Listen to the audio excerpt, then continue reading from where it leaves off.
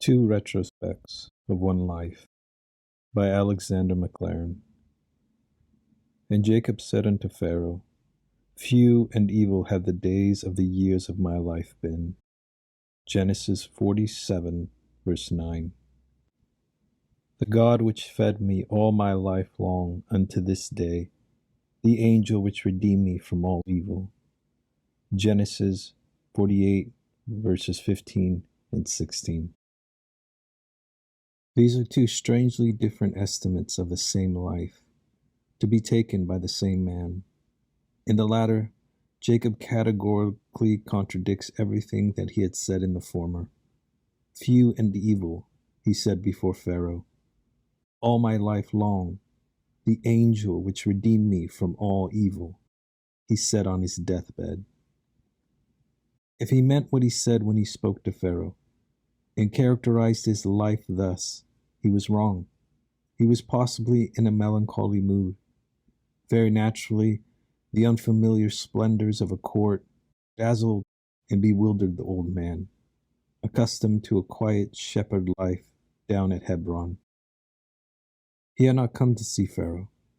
He only cared to meet Joseph, and as was quite natural, his new and uncongenial surroundings depressed him. Possibly the words are only a piece of the etiquette of an Eastern court, where it is the correct thing for the subject to depreciate himself in all respects as far inferior to the prince. And there may be a little more than conventional humility in the words of my first text, but I am rather disposed to think that they express the true feeling of the moment in a mood that passed and was followed by a more wholesome one. I put the two sayings side by side for the sake of gathering up one or two plain lessons from them. 1. We have here two possible views of life. Now the key to the difference between these two statements and moods of feeling seems to me to be a very plain one. In the former of them, there's nothing about God. It is all Jacob. In the latter, we notice that there's a great deal more about God than about Jacob, and that determines the whole tone of the retrospect. In the first text, Jacob speaks of the days of the years of my pilgrimage, the days of the years of my life, and so on, without a syllable about anything except the purely earthly view of life. Of course, when you shut out God, the past is all dark enough, gray and dismal, like the landscape on some cloudy day where the woods stand black and the rivers creep melancholy through colorless fields and the sky is gray and formless above.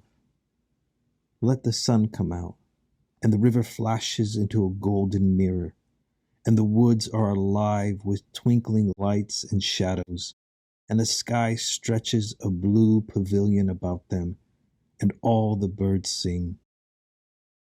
Let God into your life, and its whole complexion and characteristics change.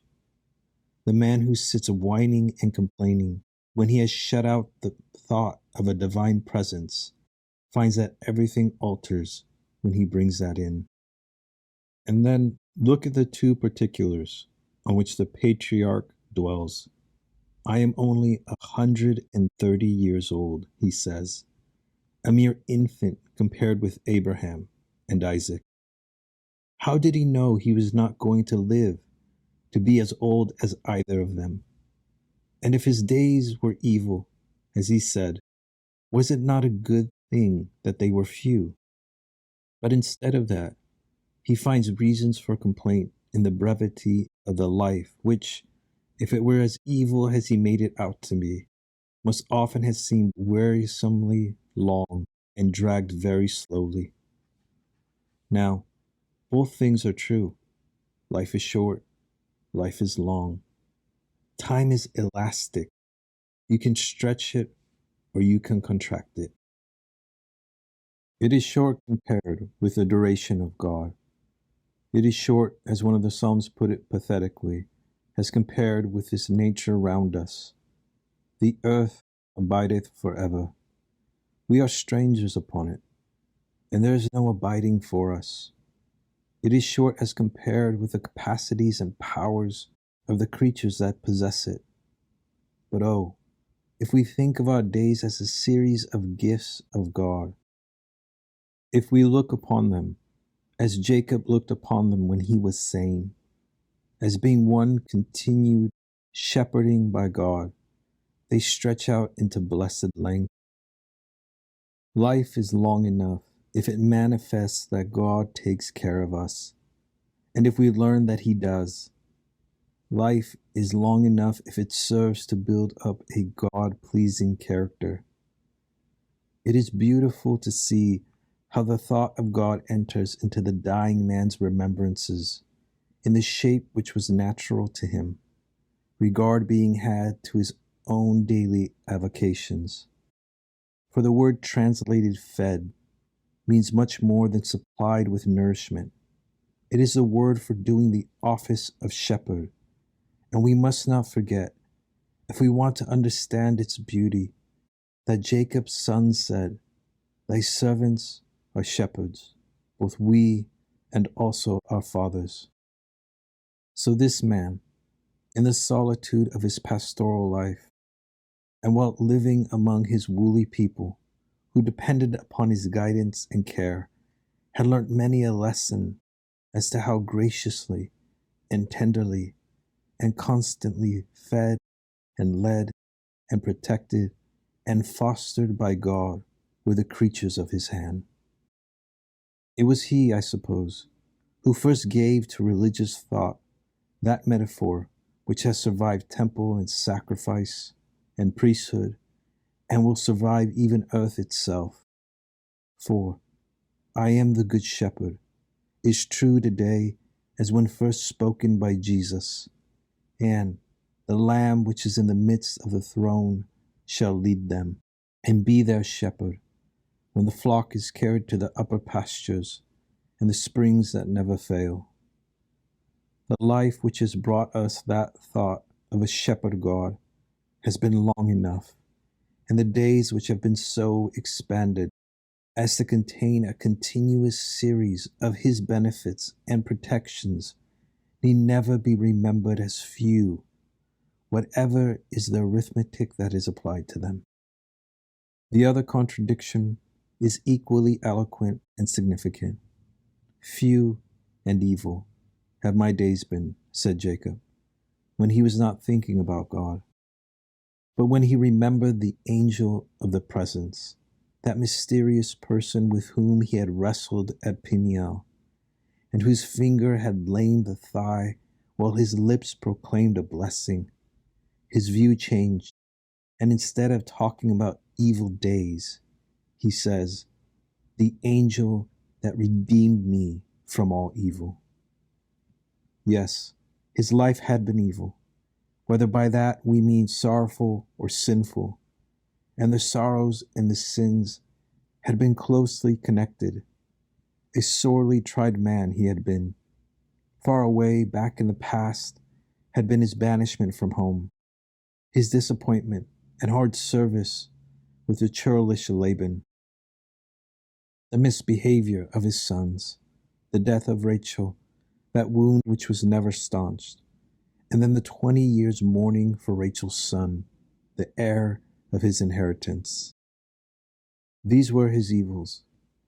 His sins were as many, for every one of the sorrows, except perhaps the chiefest of them all, had its root in some piece of duplicity, dishonesty, or failure. But after all, he lived to see Joseph. The evils had stormed over him, but he survived still. And so at the end he says, "The angel redeemed me from evil, though it smote me. Sorrow became chastisement, and I was purged of my sin by my calamities.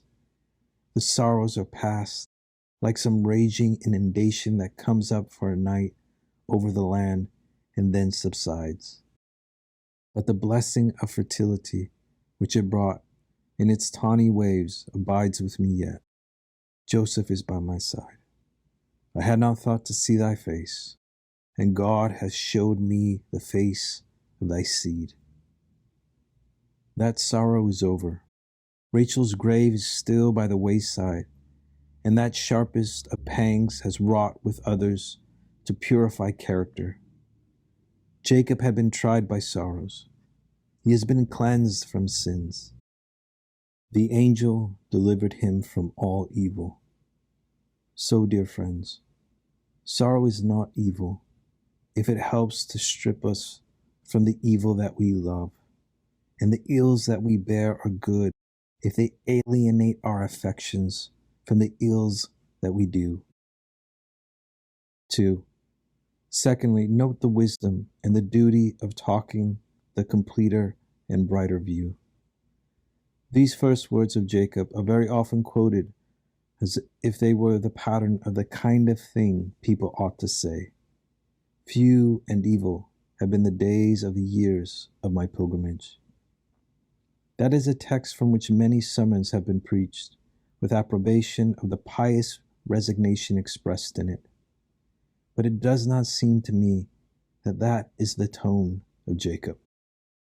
If the man believed what he said, then he was very ungrateful and short-sighted, though there were excuses to be made for him under the circumstances. If the days had been evil, he had made them so. But the point which I wish to make now is that it is largely a matter for our own selection which of the two views of our lives we take.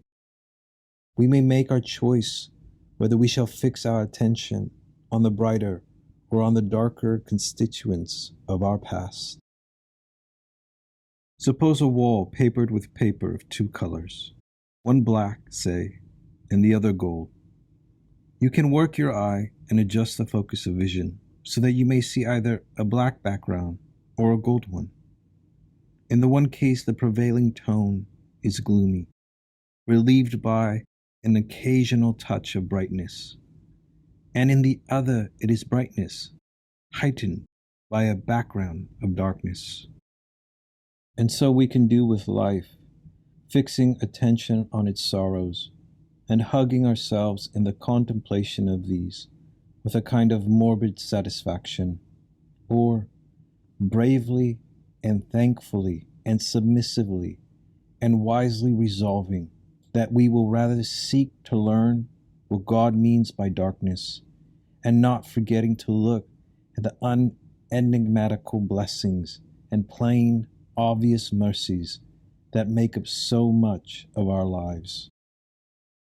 We have to govern memory, as well as other faculties, by Christian principle.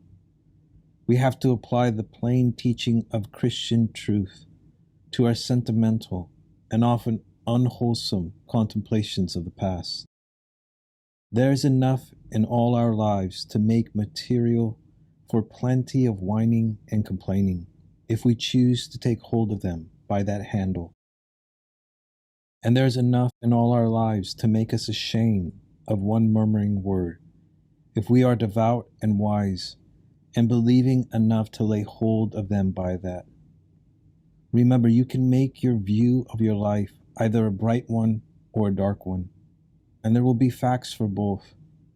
But the facts that feed melancholy are partial and superficial, and the facts that exhort, rejoice in the Lord always, and again I say, rejoice, are deep and fundamental.